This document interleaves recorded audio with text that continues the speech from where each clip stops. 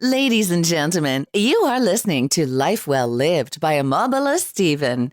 It's an engaging and enlightening talk show on life, relationships, and the business of life. Grab a cup of juice and just chill. Life Well Lived by Omobola Stephen. Live life. Live fully. Thanks for tuning into our podcast. We love having you here, and it's our mission to bring you all the latest and greatest tips, skills, and know-how to make you the best that you can be. We know that you have it in you, and we're going to show you how. Now, let's get started.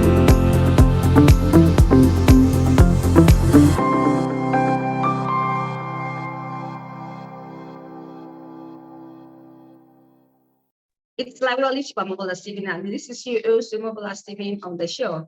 Now, we focus on personal development and self-improvement topics, occasionally expert and professionals who have the right information, disruptive in nature, that is going to transform your mindset, moving you from where you are to where you need to be. Now, personal development is also a lifelong process that we must embrace in order to become who we are truly meant to be. Today, I have Colin Kingsmill, who is the co-founder of All Women Coaching on the show with me to share insight on rediscovering our humanity. Hi, Colin. Welcome to Life Well Lived. Hey, thank you. It's great to be here. All right, great to have you on the show, Colin. Now, I'm looking forward to an impactful time with you going forward. Colin, why are you in this mission of rediscovering humanity? Because I think we have become so distracted with things like social media and the 24-hour news cycle. And I think all of it has made us forget who we really are, right?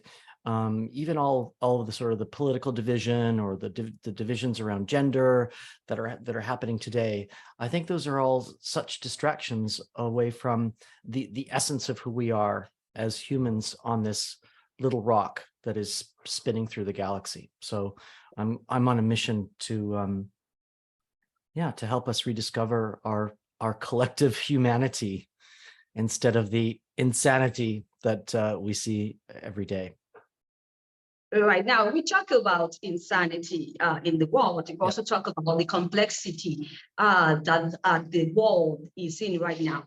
Now, we understand that a simple thinking in a complex world is a recipe for disaster, if you agree with me. So then the question is, how can then we begin to make sense, right, of all that is in us and all that we need to be in life in this complex and complicated world?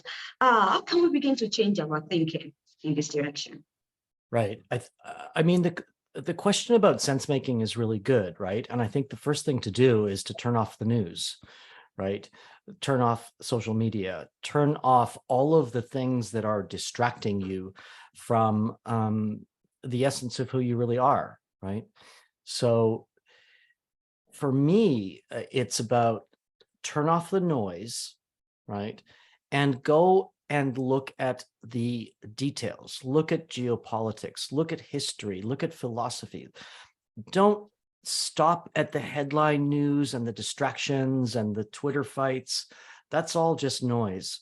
Go back and really find out what's going on. So I think for me, sense making is looking at history, contextualizing where we are today, what's really going on, what is the origin story of the thing that you're talking about, where did it come from, how did it evolve?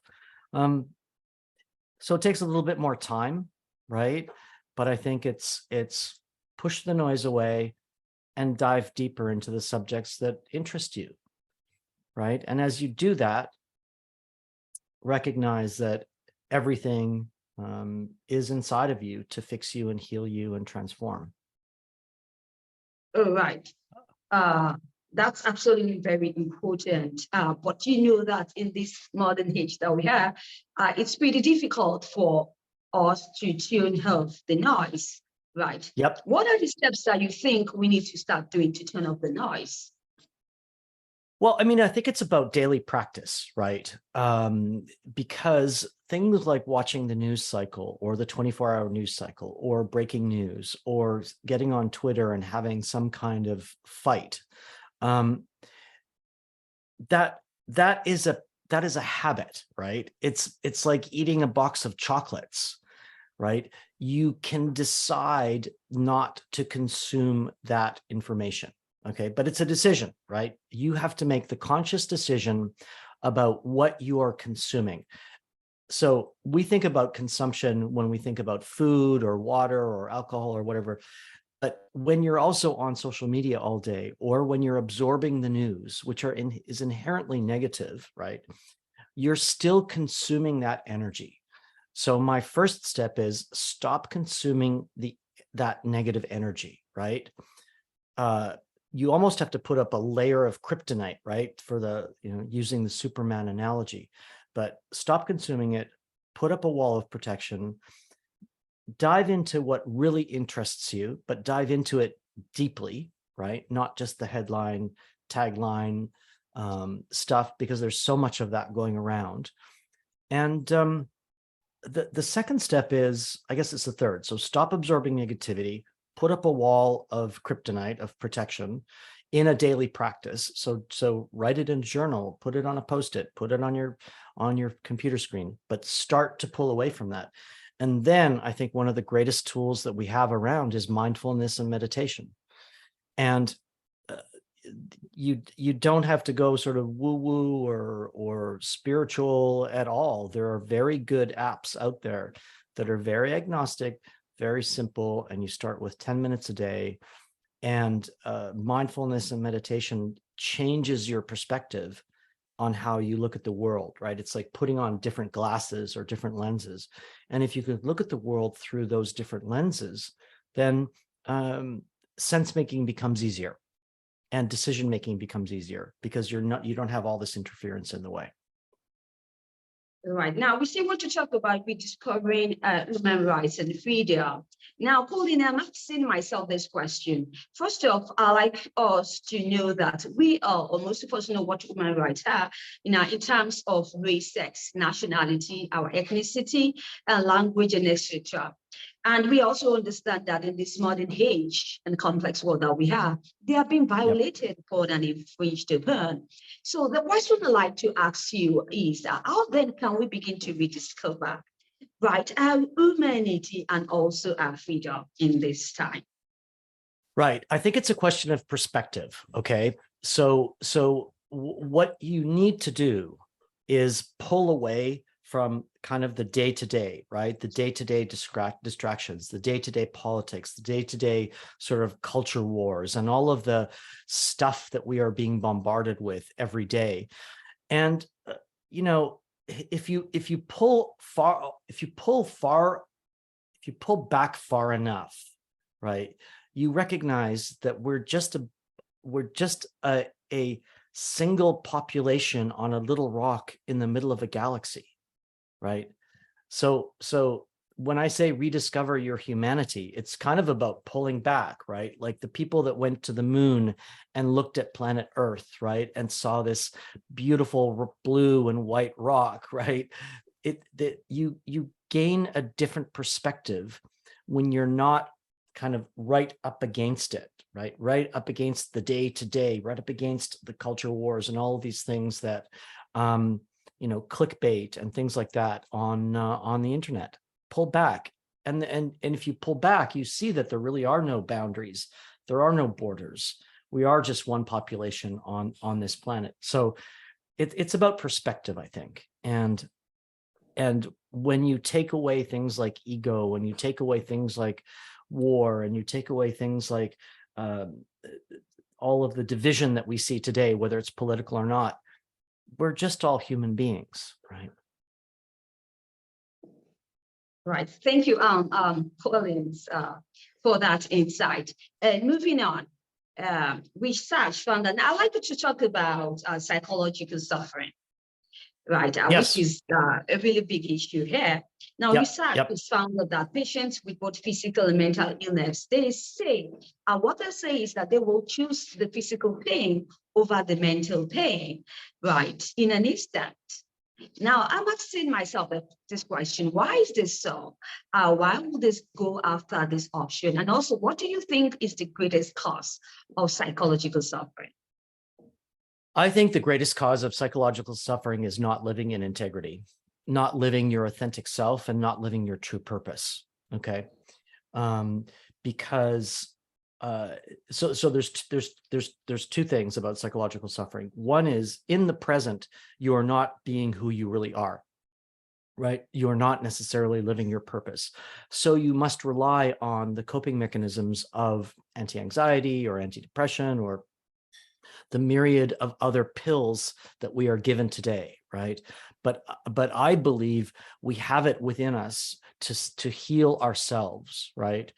And the reliance on pills and pharmaceutical drugs today is astronomical, right? And yet psychological suffering is going through the ceiling. All you have to do is look at the mental health statistics in the United States. So for me, it's about being disconnected from who you really are, from your true purpose, okay? And the coping mechanisms don't heal that. What you've got to do is go inside and really discover who you really are, what is your purpose on this planet, and how are you going to be of service, okay? Now, combined with that, psychological suffering is often connected to early childhood development or childhood trauma or some kind of other trauma. What the research and the science is really saying today is, if you can go back in time and heal that trauma, right? And heal that suffering, recognize it, forgive it, recognize that that child was only coping, it cleans you, it cleanses you from everything that was holding you down. Because if you have that trauma from the past, you are looking at life through those lenses of trauma, okay? So for me, it's a two-step process. Go back and recognize the trauma, free yourself from those lenses, okay? So you have clarity and you have freedom, and discover who you really are.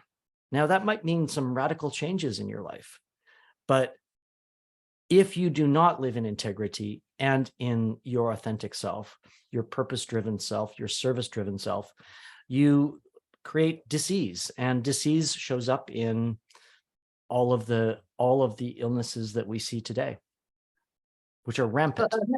Oh, right.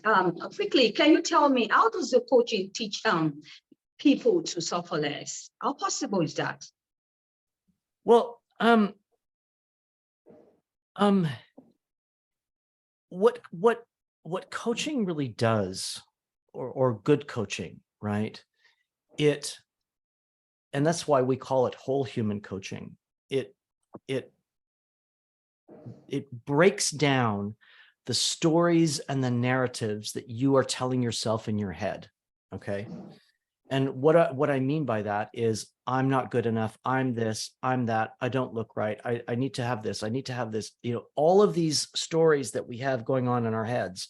Coaching allows you to stop for a second, to take a look at those, right? And to deconstruct them like a building, like you take it all apart, right? And you say, all right, what is serving you today out of these stories and out of these narratives? Typically, it's not very much, okay? So what we do in coaching is deconstruct those, see what's serving you, what is giving you fuel for life, or what is taking away fuel for life, okay? And then we reconstruct a new narrative, a new story for your tomorrow. And that story is based on who you really are, what is your true purpose, why are you here, how are you here to serve, okay? And that exercise of deconstructing to reconstruct, to live a better tomorrow and to thrive is the way we do it. Because we live in a society, at least here in the West, right, where you get conditioned throughout your life to be this and this and this and this and have this and consume this and buy that and do this, right? So with coaching, we kind of put the brakes on for a second, and stop you and say, all right, let's pull this all apart and see what you want, see what tomorrow wants to be, or what your tomorrow should be or could be. It's really about designing. It's really about designing the real you, the authentic you, the integral you. All I hope I right. answered that Thank you question. so much, Colin, Kingsmill, for your insight on today's show. Quickly, what would you like to share with my audience about fear? How are we going to overcome it? It's such a very traumatic situation we find ourselves in the world. Yeah, well, I mean, look, fear is, I think fear is such a debilitator in today's society, right? Because we get brought up thinking you have to have this, you have to have that, you have to do this, you have to be like that. And so we become very afraid of living our authentic selves and living our true selves and living in integrity. And it is such a debilitator, right? And again, it's one of those, it's part of that storytelling that we have in our head. I can't do this, I can't do that, I'm afraid of this, I don't know what's coming next, I'm worried about this. But I say, if you can take the steps, right? And I'm writing a book on it, actually. So there's like, I've got 8 steps to overcoming fear, and they're related to, you know, turning off the news, designing the life that you want, things like designing the life that you want, introducing daily practices, creating your community, deciding on your new tribe. All of these things are contributing actors, if you want, into overcoming fear. But you have to remember that fear is another story that you are telling yourself in your head. Okay, so you want to ask yourself, is this story about fear, about selection, or about a choice? Is it really serving me? And I can tell you, I've lived a fearless life over the last 20 years, and yeah, sometimes it's scary for a few minutes, but if you tear off the Band-Aid and you dive into the deep end, you really flourish. So becoming fearless is really about removing those chains that are holding you down, right? Everybody deserves to live fearlessly and not have it in their lives. But again, it's a practice, it's work. But what you want to do is, I call it the Flintstone moment. You know, when you light when you're trying to light a fire with a stone or a couple of stones, it's that millisecond where you can decide, like when you wake up in the morning, the Flintstone moment, right? Oh, am I going to look down into fear, or am I going to look up into possibilities? So it's all about recognizing those moments, and you've got thousands of them throughout the day. Do I go up into possibilities, or do I go down into fear and negativity? Again, stories that we tell ourselves. So break that chain, break the storytelling, break the narrative. All right, Colin, do you have any projects in the pipeline you like my audience to know about? So the project that I've got in the pipeline is I'm writing Fear Less, which is 8 steps it's really crossing the bridge from fear to bliss. So that's a project in the pipeline. Whole Human Coaching was established just last year, so we are expanding that and really working with teams and leaders to bring, I guess, a different level of humanity into the workplace, recognizing people that they're complex, and we live in a complex world. So traditional coaching models don't necessarily recognize that, and some of them are great, but we created Whole Human Coaching really just to expand and recognize that people and the world is much more complex than when those models were originally created. So that's really all I'm doing. I'm on a mission to help people, rediscover their humanity, live in integrity, become fearless, and really thrive. We all deserve it, all of you. Absolutely. Wish you best of luck in the projects and subsequent ones. Collins, we would like to share your social media handles and your website. Yeah, so just colinkingsmill.com. That's the website, or wholehumancoaching.com. Colin Kingsmill is just for like individual coaching. Wholehumancoaching.com is for teams and leaders. And yeah, I'm also on Instagram. I'm not really good at it though. Colin Kingsmill. You can follow me and chat there anytime. I'm not the best on Instagram though, but yeah, look me up. But you are the best on LinkedIn, isn't it? I'm also on LinkedIn. Yes. I'm terrible with social media. I'm not good at self-promotion. So maybe that's something I need to work on. That's okay. Thank you so much for that.